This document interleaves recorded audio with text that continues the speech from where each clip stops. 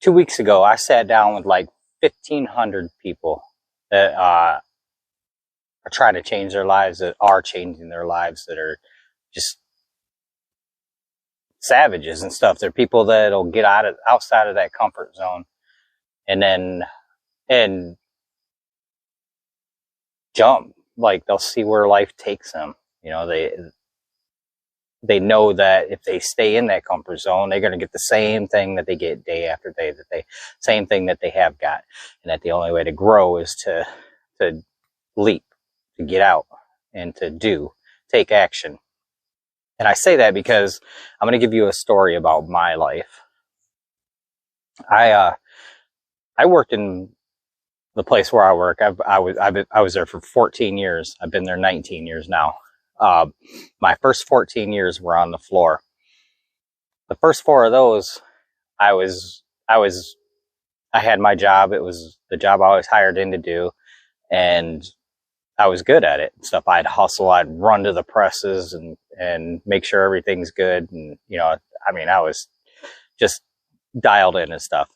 Not saying all perfect. I've had my moments where, you know, I wasn't as stellar as I could have been and stuff, but, you know, by and large, I really cared, you know, and I did my job. Then I got laid off for like 10 months. And so I say that because when I came back,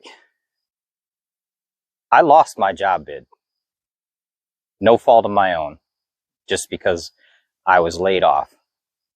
So I get thrown into a utility pool. I lose my pay. I was making top pay in that facility, and then I go to the bottom. And it was, you know, enough of a difference that probably a buck or two. Maybe a buck. But, you know, added up over time and stuff. It works out to be some significant money.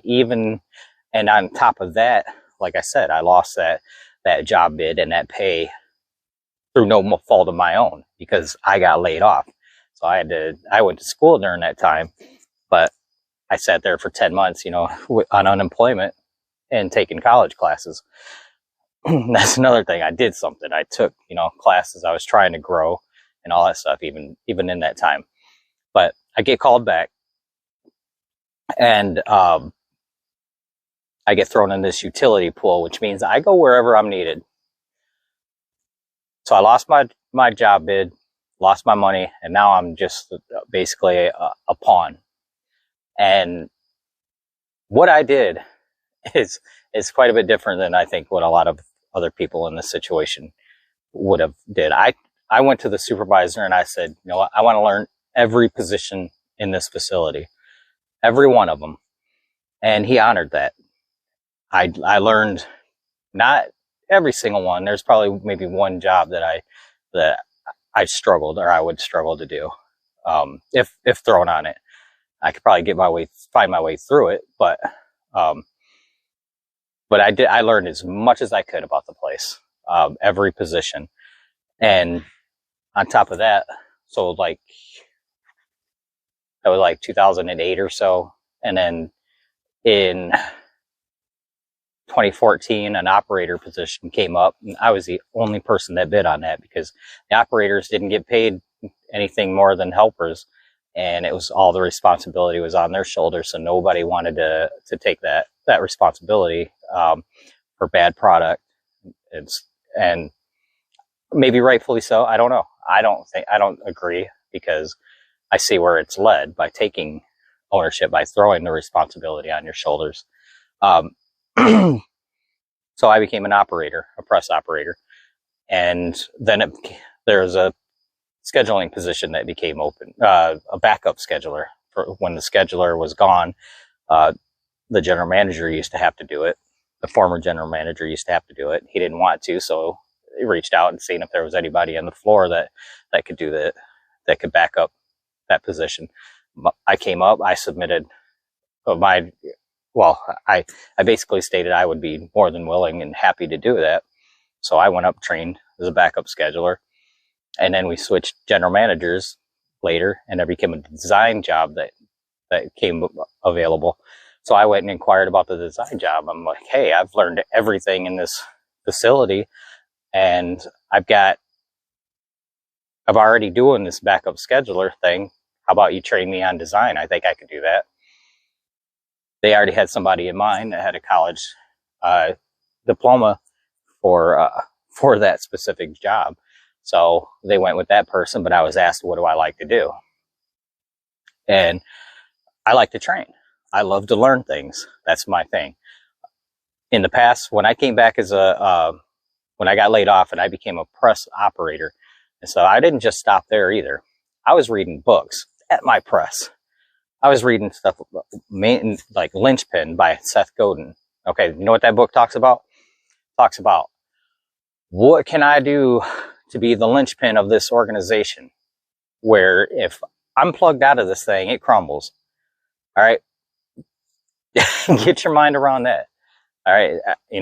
I was already, like I said, doing everything. I learned everything, and I was already a valuable employee.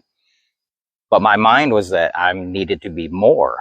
What other ways, could I grow? Could I become of importance and stuff?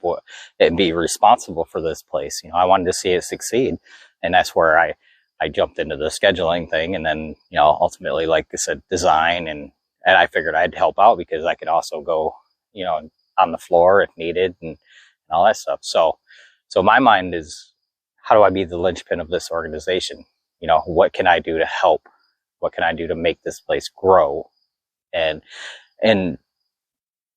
when I went up to the new general manager and stated my interest, and then he asked what I like to do, and I said I like to learn. It took about 2 weeks, and he called me back up there. He said, we're going to move you up in the front office. I'm going to train you in shipping. I'm going to train you in customer service, and not only here, but at another facility. And that one didn't pan out, going to the other facility, but I did train in shipping, and I trained in customer service, and I even wanted to go to sales, but that's not going to be my forte anyways. But it just so happened that as I was training and all that stuff, I was taking on special projects. I took an interest in whatever I could do to find ways to benefit this company. So as it turned out, we didn't have a plant manager. We had a plant supervisor that doubled up as a plant manager, but no official, replacement for the former one that we had. And so the plant supervisor ended up quitting, which opened up that position, and I got kind of side shuffled into there. Although I was supposed to be training, in corporate wide and stuff like that. There was, I think, different plans for me, but I got side shuffled into the plant supervisor. And like I said, I was backup scheduler, and so I would spend an inordinate amount of time like on the floor, helping out, running, making sure orders weren't late and whatnot. And then we go into a big project where we're talking new presses, conveyors, like everything. It was a big ordeal, and I was working 14 hours a day. And then on top of that, I had to establish a second shift, an additional shift. So we installed a night shift. And now, not only am I working 14 hours a day, a lot, 12, minimum, I'm coming in at third shift because everybody's new. Nobody knows what they're doing. We got all this new equipment and stuff like that. So I'm having to come in at night. I'm learning, or, teaching these guys. And it is just like a lot of sacrifices were made. A lot of sacrifices were made. I had a 3-year-old. Well, I have a 4-year-old now, but she was just, a couple of days old or whatever,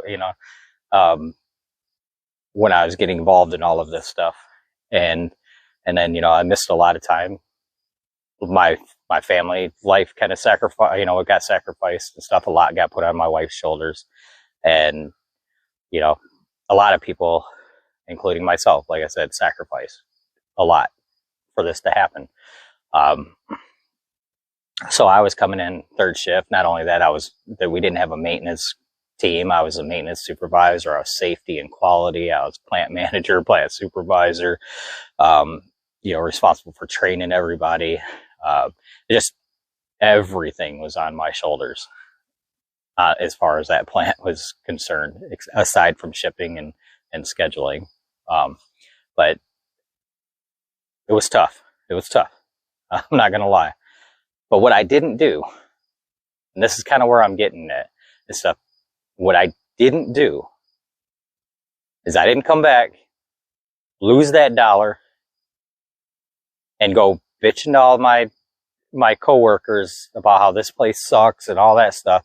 I didn't give in, give up. I didn't lay down, and say, well, they cheated me out of my money, so I'm not, I'm getting it back somehow and all that stuff. I didn't do any of that. What I did, I doubled down. I asked, where can I help? How can I learn more? And that's the difference. And people get mad all the time and say, they get mad at my attitude or my mind frame and stuff like that. And because I do challenge people, I do challenge them to grow. I do challenge them to quit making excuses, and I challenge them to go beyond what they want to do. If X is your passion, go do X.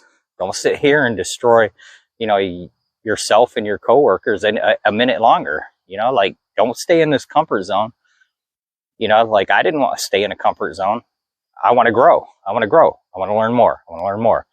And your attitude will dictate a lot of where you go in life. And it just so happens, now I'm speaking out more. I'm a little louder because I just went to an event with 1,500 people, and a lot of them were millionaires. A lot of them were just savages. A lot of them were just, business owners and people that aren't on a negative aspect, the whining, crying, the bitching, moaning, the settling for less angle in life. I've seen that shit my whole life. And that's pretty much why I'm so against it and why I'm so adamant that I will never be that way. Because I see what it does. I see what it did. And it leads you to nowhere.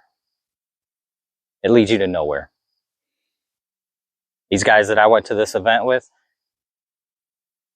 they challenged themselves. They know, are highly aware of what this familiar zone is. And they are willing to jump out of it. No safety net. They're willing to go. And if that isn't worth rewards, I don't know what is. But complaining to coworkers, complaining to your family, complaining to yourself ain't the way. It ain't the fucking way. And if you think it is, you're going to have a miserable rest of your life. Bottom line. It's your choice.